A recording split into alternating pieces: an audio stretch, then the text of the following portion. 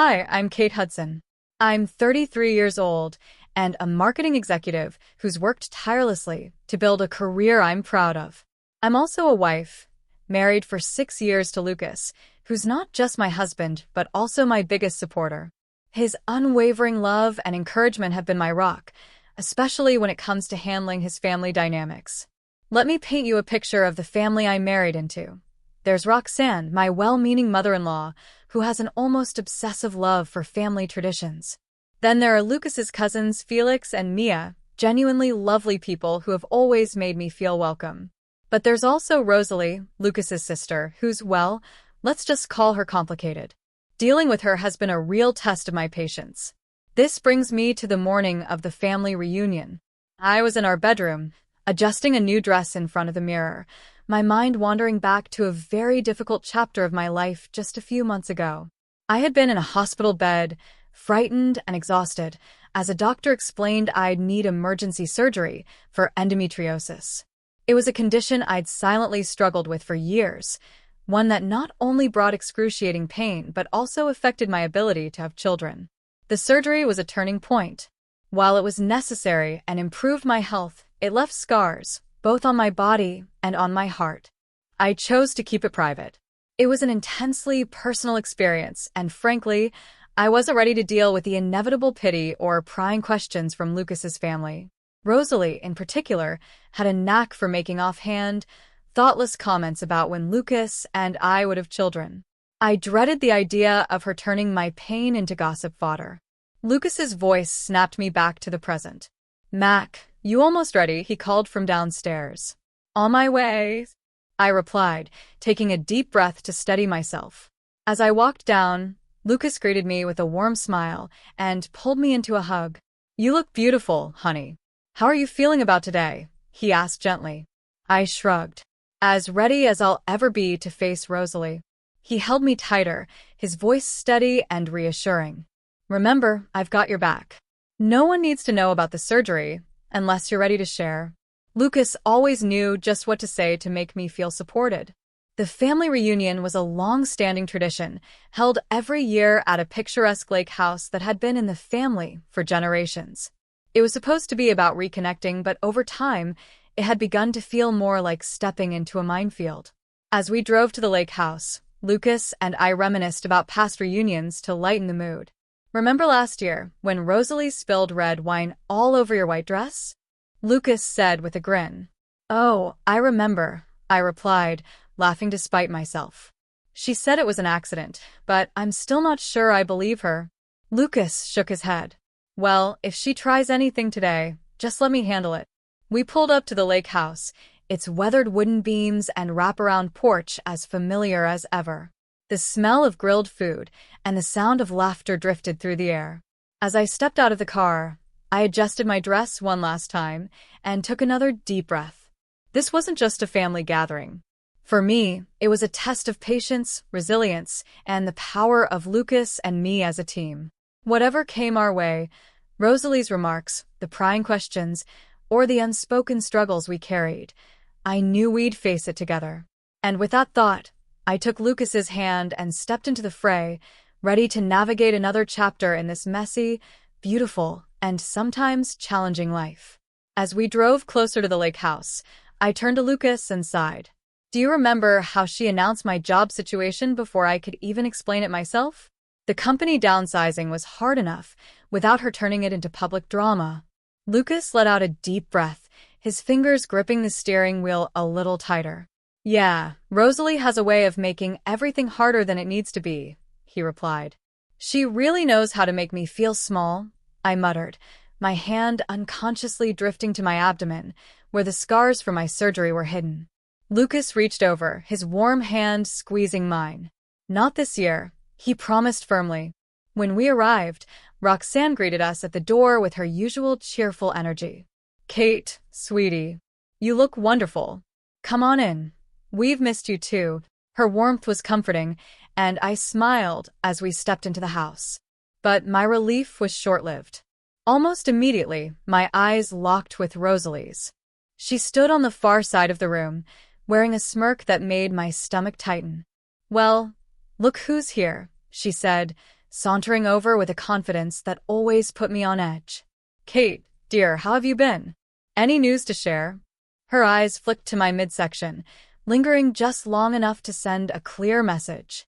My chest tightened as anxiety bubbled up, but before I could say anything, Lucas stepped in. "We're doing great, Rosalie. How about you?" he said, his arm protectively wrapping around my waist. Rosalie raised an eyebrow, clearly unimpressed with Lucas's attempt to deflect her question.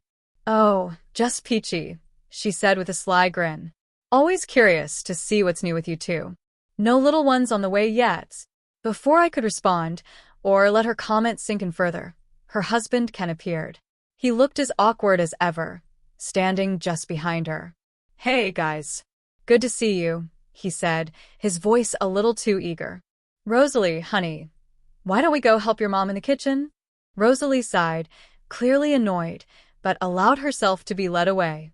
As soon as they disappeared into the other room, I exhaled slowly, finally able to breathe again. "Thanks for that," I whispered to Lucas. He kissed my forehead gently. "Always," he said. "Now come on, let's go say hi to Felix and Mia before Rosalie finds something else to comment on." The sun was high in the sky as I stepped out onto the back porch, the fresh air helping to calm my nerves. The lake sparkled in the distance, and the sound of laughter filled the air. Family members were scattered across the lawn, some chatting by the grill, others playing horseshoes near the dock. I leaned against the porch railing, taking it all in, when I heard Felix's voice. "Hey, Kate. Come join us," he called, waving from the volleyball net he was setting up. I smiled and walked over, grateful for the distraction. "You guys setting up for a game?" "Yep," Felix said, grinning as he handed me a volleyball. "We need one more player. You in." For a moment, I allowed myself to relax. This was what family reunions were supposed to feel like: fun, lighthearted, and full of love. I could handle this. But little did I know, this was just the beginning of what would turn into the most eventful family reunion yet. As I served the ball, I felt a sense of hope rise within me. The challenges Rosalie brought to the table weren't going away anytime soon, but with Lucas by my side and moments like these to ground me, I knew I could face whatever the day had in store. I smiled, grateful for the distraction. "Sure, just don't expect any Olympic-level moves from me," I said with a laugh as I joined the volleyball game. The laughter and light-hearted banter among my teammates were exactly what I needed. For a little while, I could pretend the tension in the air didn't exist. But I could feel Rosalie's eyes on me, watching from where she sat with a group of aunts at the patio table. Her gaze was sharp, cutting through the fun like a blade. I tried to shake off the unease, focusing instead on the game and the joy of simply being in the moment. After a while, Roxanne's cheerful voice rang out. "All right, everyone, time for the family photo." We all gathered near the lake, jostling and laughing as we tried to find our spots. The lake's calm surface shimmered under the afternoon sun, a picturesque backdrop for what should have been a beautiful memory. I ended up near the front, Lucas's arm protectively wrapped around my waist. His presence was a comfort as always. The photographer gave us a moment to settle, raising his camera. "Okay, everyone smile." But just as the shutter was about to click, I felt a sharp tug on my dress. "Oh, Kate, your dress is all wrinkled. Let me fix that for you," Rosalie's voice rang out, dripping with fake sweetness. Before I could react, she yanked hard on the fabric. A loud, unmistakable rip filled the air. For a split second, everything froze. A cool rush of air hit my skin, and I looked down in horror. My dress had torn open, exposing the scars on my abdomen, scars from the surgery I had fought so hard to keep private. Gasps rippled through the group. I stood there, frozen in shock and humiliation. My mind was spinning, unable to process what had just happened. "Oh my God," someone whispered, the words slicing through the silence. Lucas was the first to move. He quickly shrugged off his jacket, draping it over me to cover my exposed skin. His voice was sharp and furious as he turned to Rosalie. "What the hell, Rosalie?" Rosalie's laughter rang out, harsh and mocking. "Oops. I guess I don't know my own strength," she said, her tone unapologetic. "Sorry about that, Kate." The fake apology stung almost as much as the embarrassment. My cheeks burned, tears already stinging my eyes. I couldn't bear to look at anyone. Without a word, I turned and ran. The voices calling after me blurred into the background as I bolted into the house. My legs carried me up the stairs to the nearest bedroom. Once inside, I slammed the door shut and locked it. Sliding down to the floor, I hugged my knees to my chest as sobs racked my body. The humiliation, the pain, the effort it took to keep my struggles private, all of it came crashing down. A few minutes passed before there was a soft knock on the door. "It's me, Lucas," came his gentle voice. "Can I come in?" I hesitated, wiping at my tear-streaked face. Then slowly, I unlocked the door. Lucas slipped inside and immediately wrapped me in his arms, holding me close as I dissolved into tears again. "I'm so sorry, babe," he whispered, his voice thick with emotion. "You didn't deserve that, none of it." I clung to him, my face buried in his chest. "Why does she hate me so much?" I choked out. "Why would she do this?" Lucas held me tighter. "I don't know, but this isn't on you. She's the one who's cruel, Kate. Not you. You're the strongest person I know, and I won't let her hurt you like this again." For a while, we sat there in silence, his arms around me, a shield against the world. Slowly, the tears began to subside, and I found comfort in his presence. "I don't want to go back out there," I admitted softly. "You don't have to," Lucas said. "We can leave right now if you want. Or we can stay, and I'll handle everything. Whatever you need, I'm here." His words were steady, giving me the strength I didn't know I still had. Taking a deep breath, I sat up and looked at him. "Let's stay," I said, surprising even myself. "I'm not going to let her ruin this for me. For us." Lucas smiled, pride shining in his eyes. "That's my girl." With his hand in mine, I felt a flicker of resolve ignite. Rosalie may have tried to break me, but she didn't realize that I wasn't standing alone. Together, Lucas and I could face anything, even her. "I can't believe she did that," I whispered, my voice shaky as I buried my face in Lucas's chest. Everyone saw. "Lucas, they all know now." His arms tightened around me, his hand gently stroking my hair. "It's okay," he murmured, his voice steady and calming. "You have nothing to be ashamed of, Kate. Not a thing." We stayed like that for what felt like forever, his quiet strength grounding me as I tried to piece myself back together. But then, muffled voices broke through the silence. "Rosalie, how could you do such a thing?" Roxanne's voice was thick with disappointment. "Oh, come on, Mom," Rosalie shot back, her tone defensive and dismissive. "It was just a joke. How was I supposed to know she was hiding some big secret under there? Maybe if she wasn't so uptight all the time." I felt Lucas tense beside me, his jaw tightening in anger. "I should go out there," he said, his voice low and filled with frustration. I grabbed his arm. "No, don't. It'll only make things worse," I pleaded, my heart racing at the thought of an even bigger scene. He sighed, pulling me closer. "You're right. But we can't let her get away with this." His words sparked something deep within me, a new determination I hadn't felt before. I pulled away slightly and met his eyes. "I'm done," I said, my voice steady despite the turmoil inside me. "I'm done letting her walk all over me. This ends now." This wasn't just about standing up to Rosalie anymore. It was about reclaiming my dignity. No more hiding. No more shame. It was time to face this, scars and all. In the days following the reunion, I barely left the house. The humiliation replayed over and over in my mind, like a bad dream I couldn't wake up from. Every time I closed my eyes, I saw Rosalie's smug smirk and heard the gasps from the crowd. Lucas did his best to comfort me, but even his love and reassurances couldn't quiet the storm raging inside me. Finally, one afternoon, I picked up the phone and called my best friend, Leah. "I can't take it anymore," I said, my voice cracking as tears welled up again.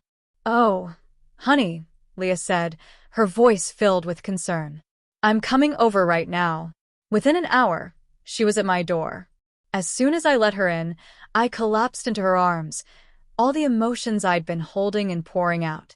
Once we were settled on the couch, I told her everything, years of pent-up frustration about Rosalie's bullying and manipulation. "She's always putting me down," I explained, my voice trembling, "making me feel small, like I don't belong." But this was a new low. Leah listened intently, her brow furrowed in thought. She let me vent until the words ran out, her presence as comforting as a warm blanket. When I finally finished, she took my hands in hers and said firmly, "Kate, you can't let her keep doing this. It's time to stand up for yourself." I sighed. "But how? She's so good at twisting things around, making herself look like the victim. It's like fighting a losing battle." Leah's eyes lit up with determination. "Then we fight smart," she said, her tone resolute. "We gather evidence. Build a case against her. Show everyone who she really is." Her words sparked an idea, one I hadn't considered before. Maybe it was time to stop playing defense and start taking action. Over the next few weeks, Leah and I worked together. Every time Rosalie sent a snarky text or made a passive-aggressive comment in the family group chat, we documented it. Every time she twisted the truth or tried to make me look bad, we made note of it. At first, it felt strange, like I was plotting revenge. But Leah reminded me this wasn't about revenge. It was about accountability. "This isn't just for you, Kate," she said one evening as we reviewed our growing file of evidence. "This is for anyone else she's hurt or might hurt in the future. People like Rosalie thrive because no one ever calls them out." Her words gave me strength. Slowly, I began to feel like I was taking back control, not just from Rosalie, but from the fear and shame that had held me captive for so long. By the time the next family gathering rolled around, I felt ready. I didn't know what the outcome would be, but I knew one thing for sure. I wasn't going to let Rosalie or anyone else define me anymore. The day of the gathering, I walked into the room with my head held high. My scars, both physical and emotional, were still there, but they no longer felt like weaknesses. They were proof of my strength, my resilience, and my ability to rise above the pain. When Rosalie tried her usual tricks, making a cutting remark about my outfit, I calmly called her out, using the evidence Leah and I had gathered to back me up. For the first time, she didn't have a clever comeback. For the first time, the spotlight wasn't on me, it was on her. And for the first time, I felt truly free. As Leah and I brainstormed our next steps, my phone buzzed on the coffee table. A text lit up the screen. It was from Ken, Rosalie's husband. I hesitated, unsure of what to make of his message. Curious but cautious, I agreed to meet him at a local cafe later that day. When I arrived, Ken was already seated in a corner booth, his fingers nervously drumming the table. He looked up, his expression a mix of guilt and unease. "Kate," he began, his voice low, "I'm so sorry about what happened at the reunion. But there's more you need to know about Rosalie." I leaned forward, my stomach twisting in anticipation. Over the next hour, Ken revealed a troubling side of Rosalie's behavior, patterns I hadn't fully understood until now. He shared stories of her manipulation, not just toward me but toward him and their children. He spoke about her strange obsession with money and hinted that something wasn't right at her workplace. "I think she might be doing something illegal at work," he whispered, glancing over his shoulder nervously. "But I don't have proof yet." By the time we parted ways, I felt a new sense of clarity. Rosalie's cruelty wasn't just a personal vendetta against me, it was a pattern of toxicity that spread through every part of her life. Armed with this new information, I threw myself into investigation mode. If Ken's suspicions were right, there was more at stake than my own feelings. This was about protecting everyone Rosalie had hurt. I began by reaching out to Rosalie's former colleagues, carefully piecing together her history at work. What I found was shocking: reports of inappropriate behavior, conflicts with coworkers, and unexplained financial discrepancies. Next, I combed through her social media accounts, finding subtle signs of emotional manipulation in her posts about her children. They weren't overt, but once I knew what to look for, the patterns were unmistakable. But the real turning point came when I started talking to other family members. One afternoon, Felix pulled me aside at a coffee shop, his expression troubled. Kate, he began, hesitating. I don't know if I should tell you this, but what is it? I urged, bracing myself. He sighed, then continued, Rosalie's been spreading nasty rumors about you and Lucas. About why you don't have kids yet.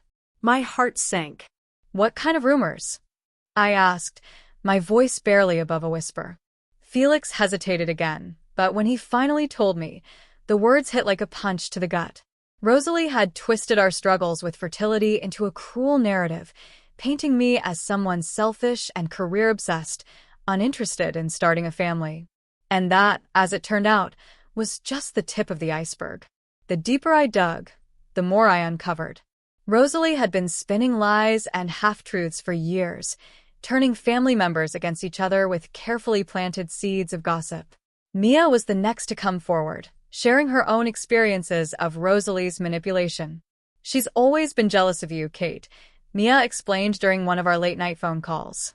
I think she sees you as a threat. You're everything she's not. Successful, confident, loved. It eats at her. Her words sent a chill down my spine. How could someone carry so much envy and resentment? As the pieces of the puzzle came together, my confidence grew. This wasn't just about me anymore. It was about protecting our family from the toxic influence Rosalie had wielded for far too long. One evening, as Lucas and I reviewed everything we'd uncovered, the gravity of our decision hit me. The table in front of us was covered with notes, screenshots, and testimonies from family members. It was overwhelming and exhausting, but also empowering. Lucas looked at me, his eyes filled with a mix of pride and concern. Are you sure you want to do this, Mac? He asked gently. Once we confront her, there's no going back. I took a deep breath, meeting his gaze. I'm sure, I said firmly. This has gone on long enough. She can't keep hurting people like this. Not you, not me, not anyone else. It's time for the truth to come out. Lucas nodded, his hand covering mine. I'm with you every step of the way, he said. With his support, I felt ready to face whatever came next. Rosalie had thrived in the shadows for too long, but the light was finally about to shine through. I took a deep breath, my mind racing with thoughts of everything Rosalie had done, not just to me, but to so many others. The lies, the manipulation, the pain she had caused were no longer secrets. They were truths I was ready to confront. I'm sure, I said firmly, meeting Lucas's steady gaze. It's time to end this once and for all. As we finalized our plan, a strange mix of anticipation and dread washed over me. The next family gathering wasn't just another event. It was the moment we had been building toward. This would be the showdown. Rosalie had no idea what was coming, but I felt ready, armed with the truth and surrounded by the people who mattered most. Walking into Roxanne's house for the family gathering, I felt a surge of confidence I hadn't experienced in years. Lucas squeezed my hand reassuringly as we stepped into the living room, where everyone was already assembled. Rosalie's sharp eyes locked on me the moment we entered. A smirk tugged at her lips. Well, if it isn't the star of our last get-together, she sneered. Ready for another show, Kate? Her words stung, but I didn't let them throw me off balance. I took a deep breath, steadying myself. Actually, Rosalie, I said, my voice calm but firm, I think it's time for your show to end. The room fell silent. Every eye turned to us, the tension thick enough to cut with a knife. Slowly and methodically, I began to speak, revealing everything I had uncovered. I presented the evidence. Rosalie's workplace fraud, the financial irregularities Ken had hinted at, and the toxic lies she had spread among family members to pit us against one another. You've been manipulating all of us, I said, my voice steady. Spreading lies, turning us against each other, for what? Your own amusement? Your own gain? The weight of my words hung in the air as the family sat in stunned silence. I could see the disbelief in their faces, the slow realization of just how deeply Rosalie had woven her web of deceit. Roxanne's hand flew to her mouth, her eyes filling with tears. Oh my God, she whispered, her voice trembling. How did I not see this? Ken stood up next, his face pale and resolute. I can't do this anymore, Rosalie, he said, his voice breaking. I've tried to protect our kids from this chaos, but it's too much. I'm leaving you, and I'm going to seek full custody of the children." Rosalie's carefully constructed image shattered before our eyes. Her usual sharp wit was nowhere to be found as she sputtered, struggling to defend herself. But the evidence was overwhelming, and the family's support for her was gone. Roxanne approached me after the confrontation, her hands trembling as she clasped mine. "Kate," she said softly, her voice thick with emotion, "I'm so sorry. I should have seen this sooner. Thank you for being brave enough to speak up." In the days that followed, the consequences of Rosalie's actions snowballed. Her company launched an internal investigation, fueled by the evidence Ken and I had provided, and it wasn't long before she was terminated. Rumors swirled of potential legal repercussions, but I stayed out of that part. My focus wasn't on revenge, it was on moving forward. The family rallied around me, finally seeing Rosalie for who she truly was. Felix and Mia opened up, sharing stories of their own struggles with Rosalie's manipulation. It was as if a weight had been lifted from all of us.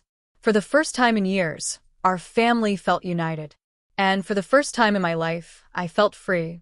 Months later, I stood in my office, gazing out at the city skyline. The hustle and bustle of downtown life felt like a reflection of my own world, thriving, busy, and full of possibility. My career was flourishing, but more importantly, I was flourishing. Lucas and I had started talking seriously about adoption. The thought of growing our family no longer filled me with dread or anxiety. Rosalie's judgment, which had once loomed over every decision I made, no longer held any power over me.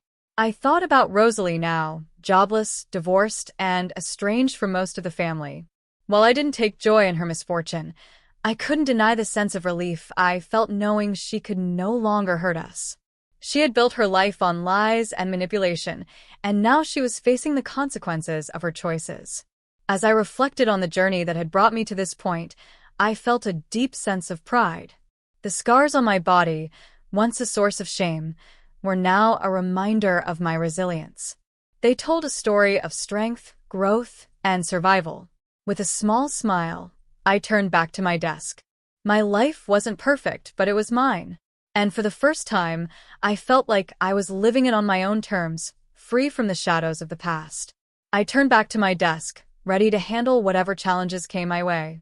I wasn't hiding anymore or making myself small. I was standing tall, scars and all, finally free to be my true self.